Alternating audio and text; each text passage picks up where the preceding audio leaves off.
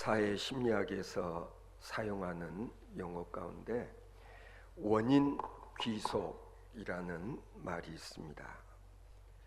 모든 일에는 반드시 원인이 있기 마련이다, 그런 뜻입니다.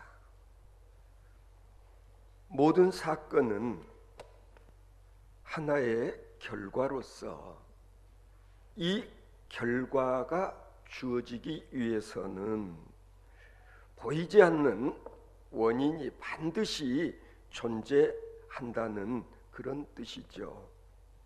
이것을 다른 말로 인과율의 법칙이다, 그렇게 말하기도 합니다. 원인 없는 결과는 없다, 그런 뜻이기도 하지요.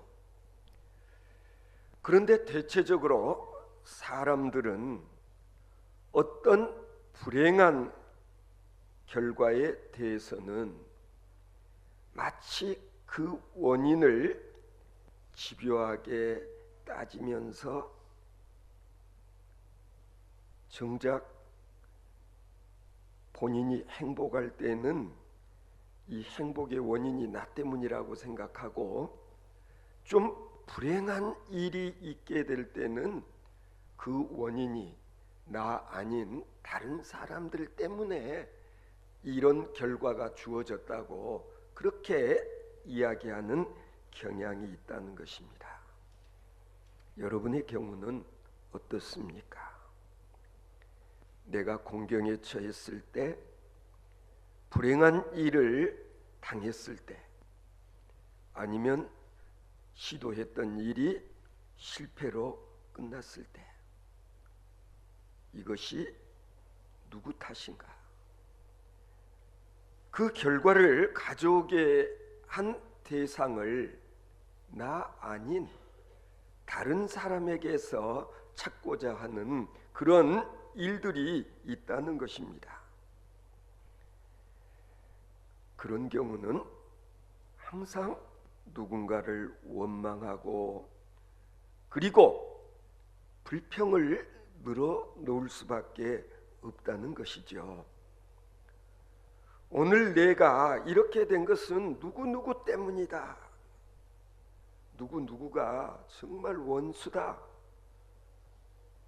이런 삶을 사는 사람은 정말 대단히 불행한 사람이 아닐 수 없는 것입니다.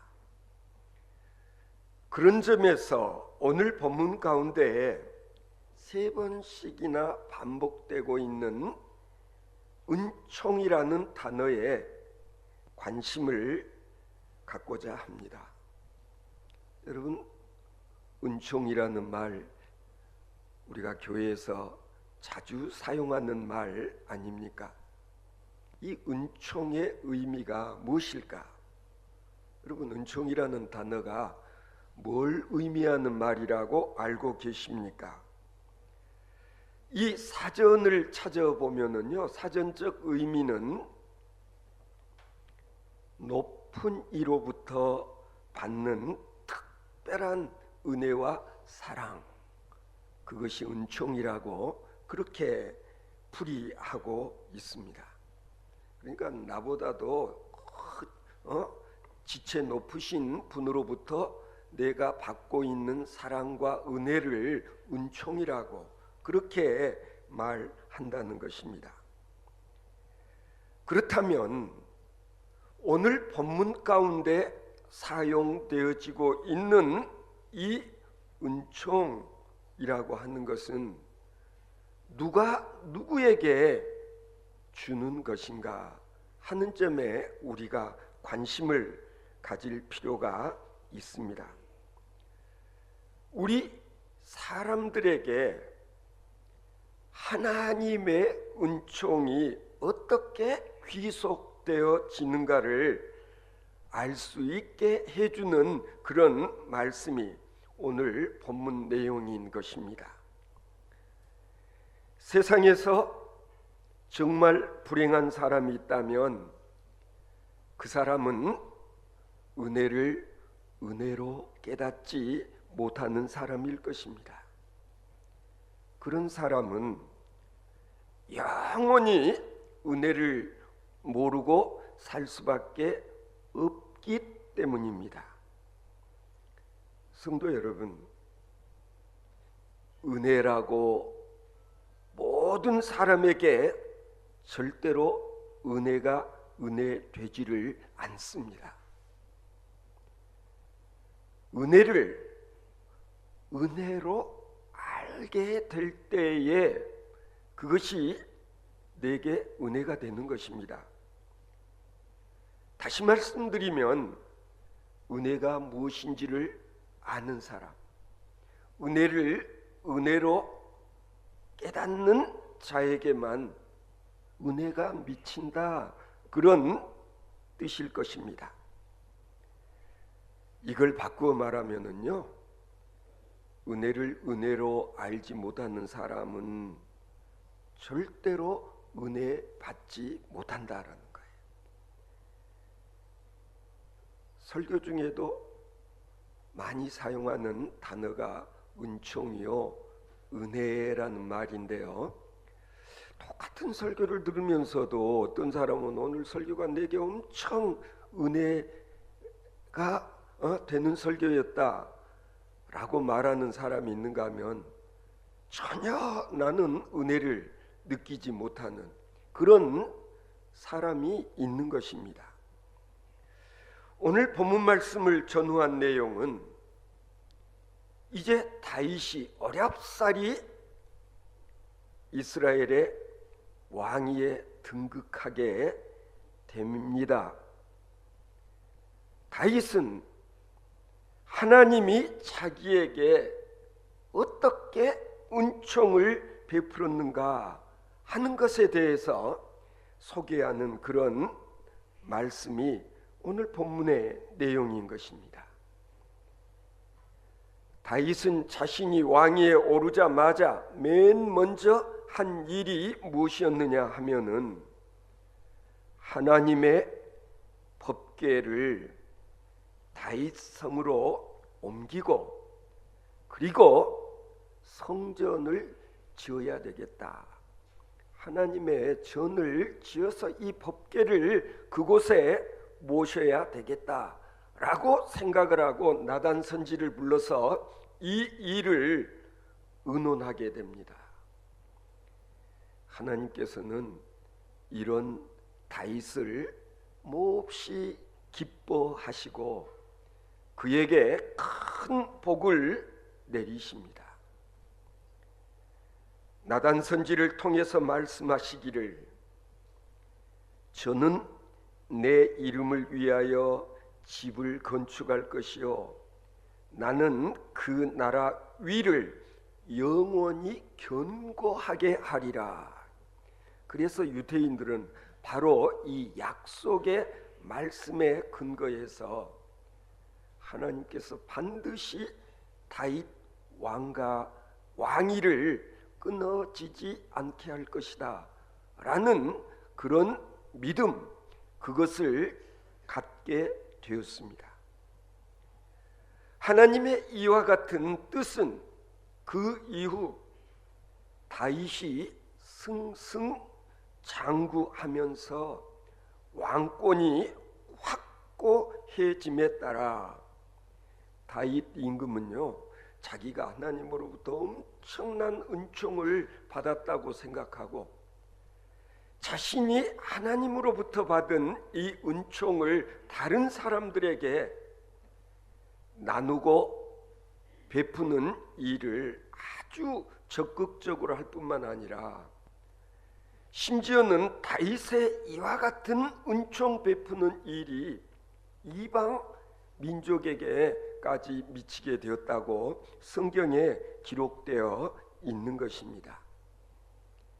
다윗은 하나님께 늘 다음과 같이 기도했습니다. 사무엘 하 7장 29절을 보면은요, 종의 집에 복을 주사 주 앞에 영원히 있게 하옵소서. 주 여호와께서 말씀하셨사오니 주의 종의 집이 영원히 복을 받게 하옵소서. 하나님께서는 이런 다윗의 기도를 들어 응답하십니다. 오늘 본문 8장 14절을 보면은요, 다윗이 어디로 가든지 여호와께서 이기게 하셨다. 무슨 얘기입니까? 다윗이 어떤 전쟁을 해도 다윗이 항상 승리할 수 있도록 하나님께서 그를 도우셨다, 그런 얘기 아니겠습니까? 바로 이런 시기에 다윗이 한 번은 물었어요. 신하들에게, 혹시 사울의 집에 남은 사람이 있느냐? 내가 요나단으로 말미암아서 그 사람에게 은총을 베풀리라. 여봐라, 사울의 가문에 혹시 살아있는 자가 있는가 살펴라. 내가 사울 임금의 아들 요나단으로 인해서 내가 엄청난 은총을 입었는데, 그 은총을 혹이라도 사울 가문에 살아남아 있는 자가 있다면 그에게 베풀고 싶다, 그런 뜻을 피력했다는 것입니다. 그때 다윗은 오늘 본문 말씀 들으신 대로 시바라는 종을 통해서 요나단의 아들 하나가 있는데 그는 다리를 저는 불구자입니다.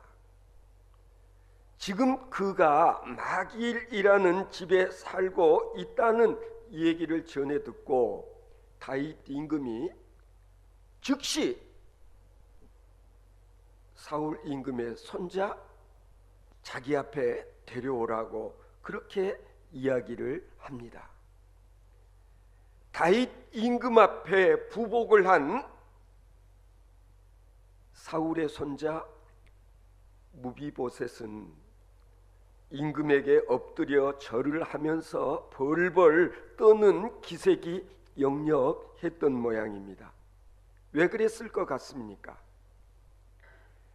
지금 자신을 불러들인 다윗 임금과 자기 할아버지와의 관계, 그리고 아버지 요나단과 다윗 임금의 관계를 어느 정도 이 아들 무비보셋은 알고 있었던 것 같습니다.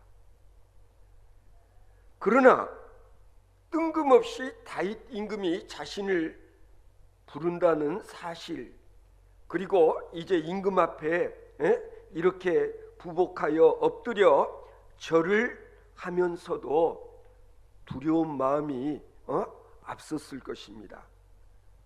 왜 그렇죠? 사울 임금이 살아생전에 골리앗을 죽이고 국민의 민족의 영웅이 된 이 다윗, 이게 늘 눈에 가시였거든요. 다윗은 왕의 충직한 신하로서 그냥 백성들의 인기를 한 몸에 이렇게 지니고 있는 이 다윗을 보면은 늘 마음이 편치를 않았어요. 얘를 어떻게 해야 되나 해서 나중에는 어떻게 하죠? 자기의 딸 미갈과 정략적인 결혼을 시켜서 다윗을 사위로 삼지 않습니까? 그러나 다윗이 이뻐서라기보다는 오히려 그냥 사위를 삼아버림으로 인해서 자신의 왕위를 위태롭게 하는 그런 일이 없도록 정략적으로 결혼을 시켰다는 것, 우리가 이 성경을 읽어보면은 확인할 수가 있습니다.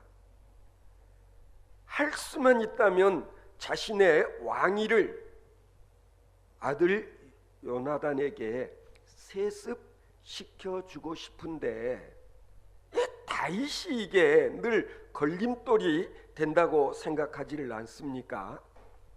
그래서 보면은요, 임금 앞에서 이 수금을 타고 있는 다윗을 향해 창을 던지는 일이 한 번도 아니고 두 번씩이나 있었다. 그런데 용케도 다윗이 그 창에 맞아 죽지를 않고 계속해서 살아 있게 되는 거예요. 결국 다윗은 이제 자신이 더 이상 사울 임금의 궁전에 있다는 것이 어렵다는 것을 알고 야간 도주를 하지 않습니까? 그때 사울 임금의 아들 요나단이 다윗이 무사히 피신을 할 수 있도록 도와주는, 어떻게 보면 자신이 아버지 뒤를 이어서 왕위를 계승하는데 가장 걸림돌이 될 수 있는 다윗이었지만, 그러나 사울 임금의 아들 요나단은 어떻게 보면 자기 매제이기도 하죠. 이렇게 친구로서 서로 아끼고 사랑하는 그런 관계를 끝까지 저버리지 아니하지 않아요. 그래서 이제 임금이 된 다윗은 장인 어르신 사울과 함께 전쟁터에서 전사를 했던 요나단의 아들 무비보셋을 궁전으로 불러 들였던 거예요. 어떻게 보면 사울 왕가의 마지막 핏줄이기도 하지 않습니까? 하나 남은 사울 가문의 유일한 사람이 무비보셋이었고, 해서 만에 하나 요즘도 우리가 가끔 듣잖아요. 백두혈통 운운하는 그런 얘기를 북한에서는 자주 사용한다. 마찬가지잖아요. 여기 지금 보면은 사울 왕가의 혈통을 잇는 유일한 사람 무비보셋. 그러니까 혹이라도 훗날 이 왕위를 넘볼 수 있는 사람이 있다면 사울 임금의 이 손자 무비보셋이라는 거.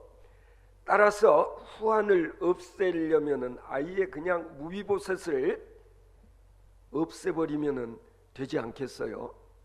바로 무비보셋은 그런 생각을 하면서 다윗 임금 앞에 절을 올리면서도 벌벌 떨고 있었다. 그런데 오늘 본문 말씀 읽어보면은요, 다윗 임금은 자신에게 끝까지 우정을 보냈던 요나단의 아들 무비보셋을 사랑합니다.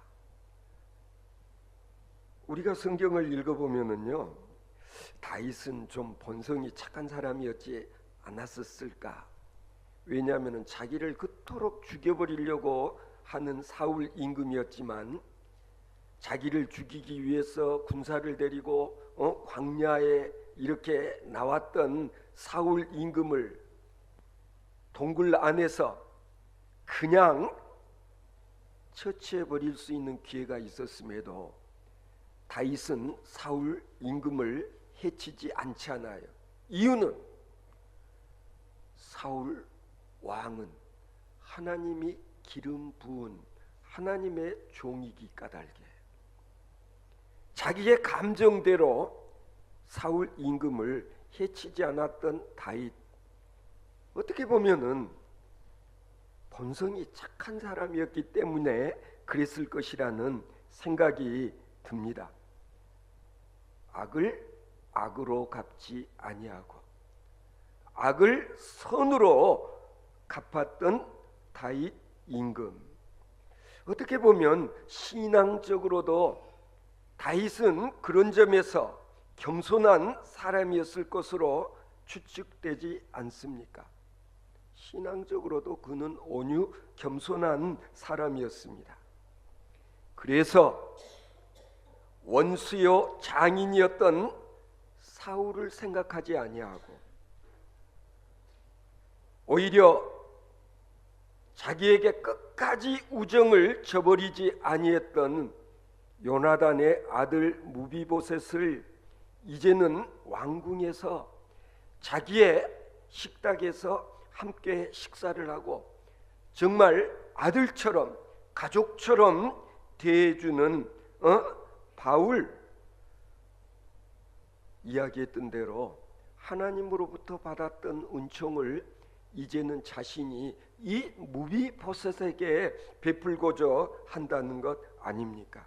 그래서 보면은요, 벌벌 떨고 있는 무비보셋에게 말을 합니다. 무서워 말라. 내가 반드시 내 아비 요나단을 인하여 내게 은총을 베풀리라. 내가 은총을 베풀 것이다. 왜냐하면 네 아버지 요나단이 내게 했던 걸 생각하면 나는 너의 아버지로부터 빚진 자다. 이제 내가 너에게 은총을 베풀 것이다. 그런데 오늘의 본문에서 중요한 사실은 뭐냐면 다윗이 베풀 것이라고 했던 그 은총은 바로 하나님의 은총이었다는 사실을 우리가 기억해야 될 것입니다. 성도 여러분 아시지 않습니까?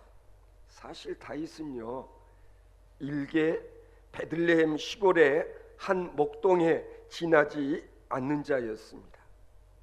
그런 그가 이스라엘의 왕이 되어질 수 있었던 것은 이건 전적으로 하나님의 은총이었다.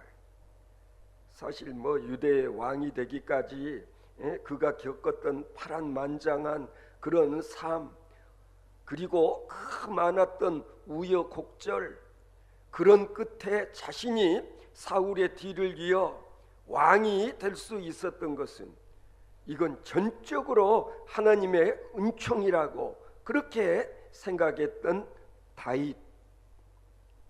따라서 이제는 내가 그 받고 누렸던 하나님의 은총을 다른 사람에게 나누고 그리고 베풀어야 된다. 그렇게 생각을 해서 이제 무비보셋을 왕궁으로 불렀던 것입니다. 성도 여러분 아시지 않습니까? 고기도 먹어본 놈이 더 잘 먹는다 라는 말이 뜻이요, 성장 과정에서 사랑을 많이 받고 성장한 사람이 사랑하는 일을 잘한다.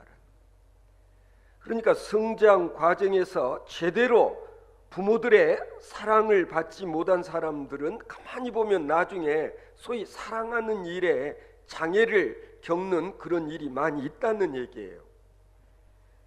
하나님의 은총이 바로 그렇다라는 거예요.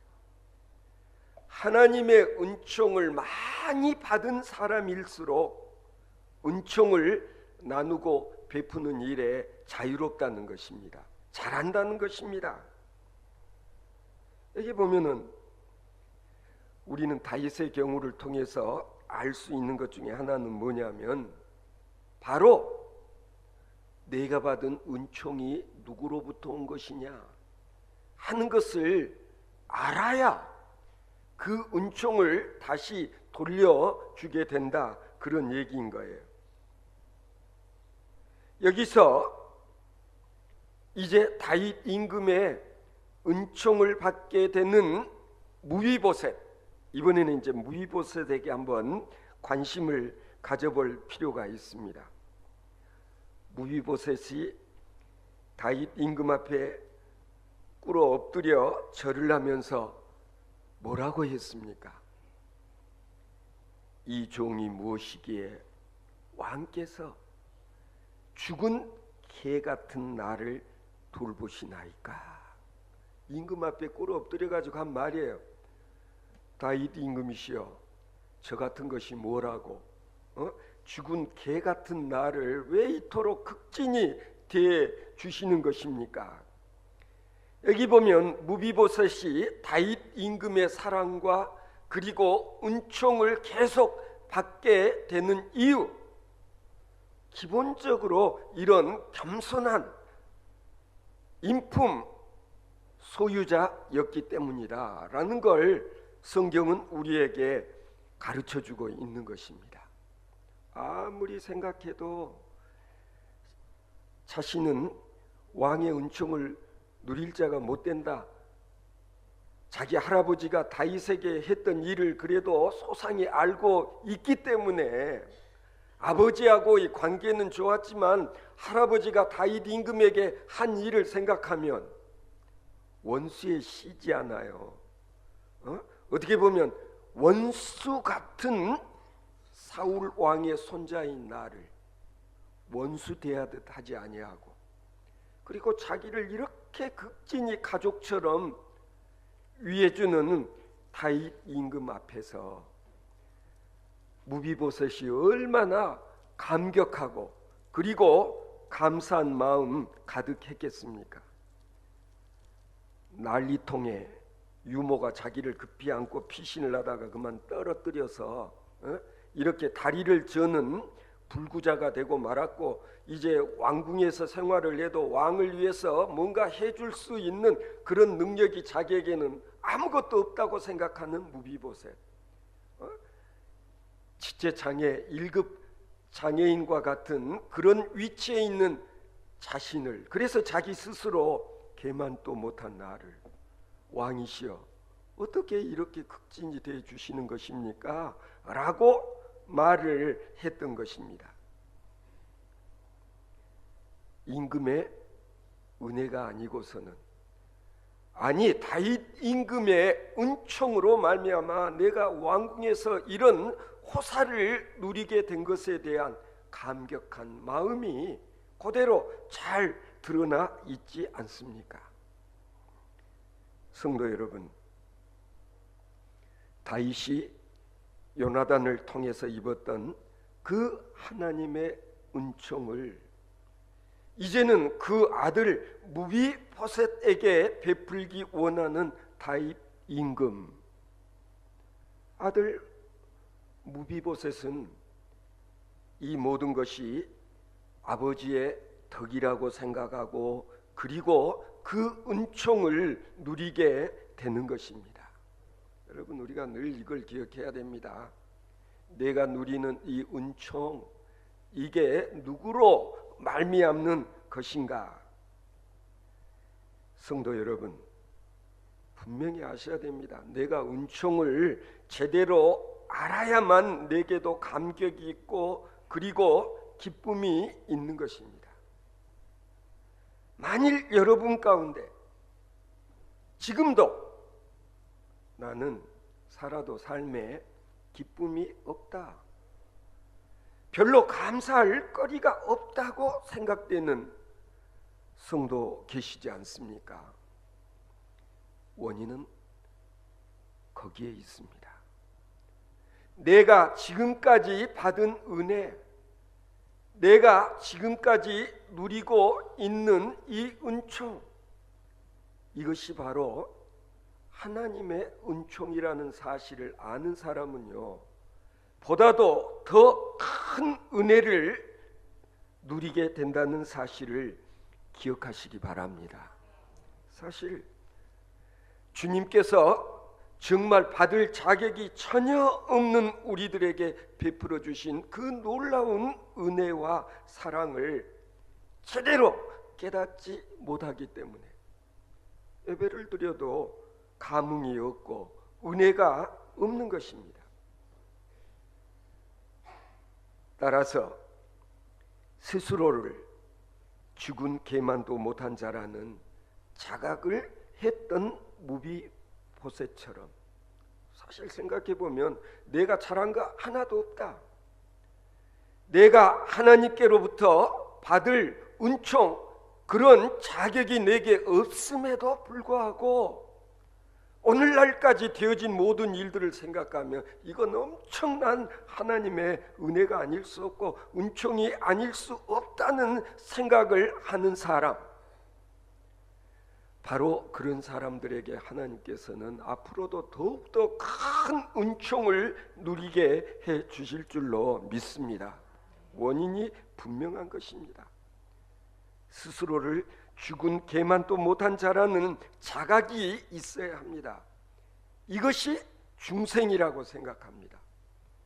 우리에게는 의식의 중생이 있어야 됩니다.